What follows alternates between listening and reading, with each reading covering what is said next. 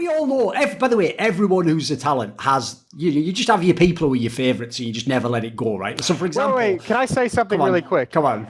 I haven't tried to boost Kusa in any way for like 3 years. The only reason that this is still continuing is because all of you idiots still bring it up as if behind the scenes I'm pumping Kusa up every second of the day.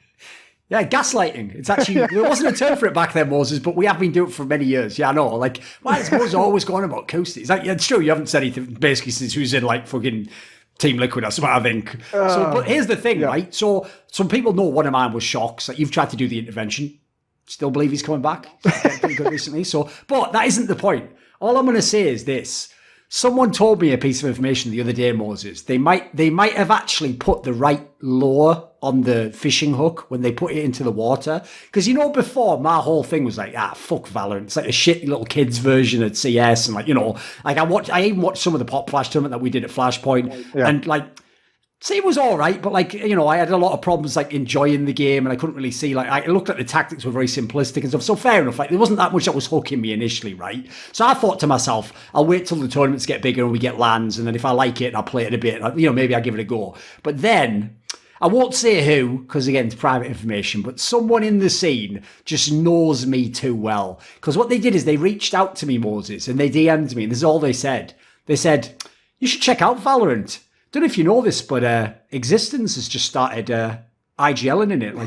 He's doing a lot of tactics and stuff." And I was like, "You motherfucker! God damn it, I'm in!" It's like, listen, Moses, what can I tell you, bro? Listen, I might have to check it out. I might have to just have a little look, Look, you saw me when we were at Flashpoint and the beta came out. I was playing it quite a bit at the house when we would get done with our broadcast. I played quite a good amount of it, and I found it fun. I actually still think it's a pretty decent enough game to go spend a few hours playing with some friends. I think it's fun, and I think one thing that it's obviously done really well that I think Riot does very well is they took a great, complex, awesome game in Dota and they dumbed it down just enough for the average person to be able to enjoy it pretty quick. And now they've done the same thing with Counter-Strike, and I think it's pretty smart from a business perspective to be able to do that, because Counter-Strike, if I want to hop in and play that game, every motherfucker in matchmaking knows 10 different smokes to throw. That's where we are in Counter-Strike now. So I don't always want to play that level of a stressful game. But I don't know. I had a long time that I was trying to, because I saw the same thing that JW did, which is a lot of people trying to cash in on a quick buck with Valorant and get involved there. But then I don't know. I had a hard time stopping myself criticizing some of the players that were vacating to Counter-Strike. As a hardcore Counter-Strike person, I saw it as kind of I don't know, I guess a little bit of a betrayal, a little bit of abandoning the scene, blah blah blah, all that high horse shit. But then you start hearing the numbers of money, of salary that's being thrown around in Valorant. And I can't blame anyone. Some of these numbers that are being thrown around to some of these guys are like $20,000 to $30,000 a month to go play competitive Valorant, and there's not even a professional organized structure yet. It's just Ignition Series events.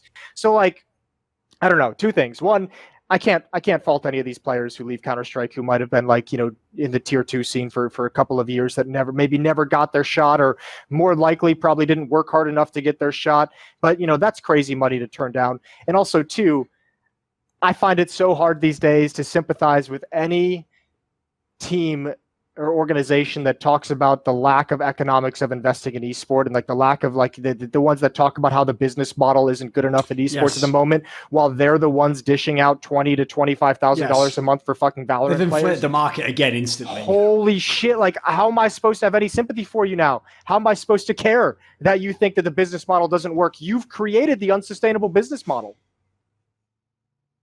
Yeah, I agree with Valorant. I think, as you said, they have dumbed it down a bit, and I also agree it's incredibly fun. When it first got released, I think it was me, Crims, and Olof got back together and grinded it for the first week, and it was insanely fun. But yeah, I also don't see why you would put in that much money this early, and I also think it's a bit fun that most players that have moved over, they are praising it so much and praising Riot and all that. Sure. But they're turning the back against Valve, and now I'm starting to see Angel, I think it was the Ukrainian stating that they don't know what the fuck is going on. They don't know when is the next tournament. Like they get to know when a tournament is the next day or whatever. Like obviously things is not roses over there. So that was pretty fun to me to see.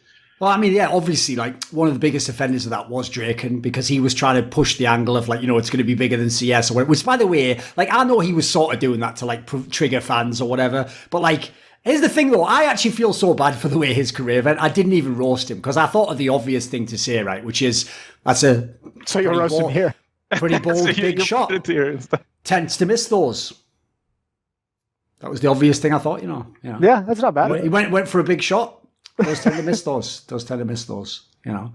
Because, by the way, like, come on, he was just pushing it too far with that. Like, there's not even a big circuit like that. I will say, though, like, even I was thinking there, JW, when he said that. Like, when he said the number, I thought he was going to say like 10 to 20K. When he was like 20 to 30K, listen, I'm not going to drop dime on anyone, but JW doesn't make 30K salary a month. Like, mate, the AWP's OP in that game, I've heard. Like, at the moment, you can just do... I'd put money down. Well, here's the thing, mate. If we add in prize money, I bet you do. But if we're talking like base salary, like 30K is a lot. Mate, 30K is more than most teams get paid in CS as far as I know. That's fucking up there. Right, it's a lot. In fact, that's one thing I think has been massively over pushed, by the way. If everyone knows, it was like back, I think, end of 2016, when everyone remembers the stats of like Virtus Pro was on like 25K, North was on like 20K. So what people don't know is the way the scene got inflated, it's not that those salaries went crazy. Like there aren't people on like 50K base salary. It's just that loads of teams get like 15 to 20K. Now that's the problem. It's that to even have like the 15th best team that isn't going to win the LAN, you're paying that sort of money for the players. So that's really the area in CS where it went way too crazy with the market, because too many people came in, too many orgs. Obviously, like think about how competitive it is now. Yeah. Well, also, it kind of circles back to what we touched on with like Counter-Strike people getting involved behind the scenes. When a lot of these orgs came in, remember, like they were the Call of Duty owners coming in, and they were the League of Legends owners coming in. And I don't want to diss any of the Call of Duty owners. I think like actually there's some of the best owners we've had in the Counter-Strike scene when guys like Hex came in with Optic for a little bit, Hastra over at Envy. I think they've been good owners, but there is a certain amount of that I always felt like, especially with the League of Legends owners, where they were getting in just because Counter-Strike was a big game. They didn't actually care about it. They were just like, here's money, let's have a team, and just ignore it. And I think that led to a lot more problems than we would have expected at the time. Oh, of course. I remember they come from a totally different business model even. So like, they might have competed for the players and not knowing they were just mad overpaying for someone, which that's off the chain reaction of the other guy has to pay more. Do you have any thoughts on this, JW? Because actually, that's one area I want to know about. Because one of the things is, since you've been so loyal, you've been a Fnatic all these years, like, I think people know Fnatic's legacy as a team that wins championships and has top teams in games is huge. But part of that is actually things like smart scouting, like having people like Khan. Because if people don't know, in most of the games, this counts for CS as well, Fnatic hasn't done blockbuster signings. Like, they don't go and sign like an Eco, or in League of Legends, they don't sign like the fucking best player, whatever. What they tend to do is they find a good player and he becomes good in their team. So actually, I'm not calling them a budget org, certainly, but they're not like the biggest org that's spending all the money. So I'm sure in your career, there was times where you were in like top 5 team in the world and you weren't even top 5 paid. So has it been something you've thought about in your career? It's got to be something where, like, I always wonder, surely sooner or later, the guys who've done it like you have, stayed in the same org for that long, don't you eventually think, like, if I ever really want to do one last year, I just go and I get some NA org, or I get some fucking team that's just going to pay me the bit, like, I'll have the victory lap on the way out.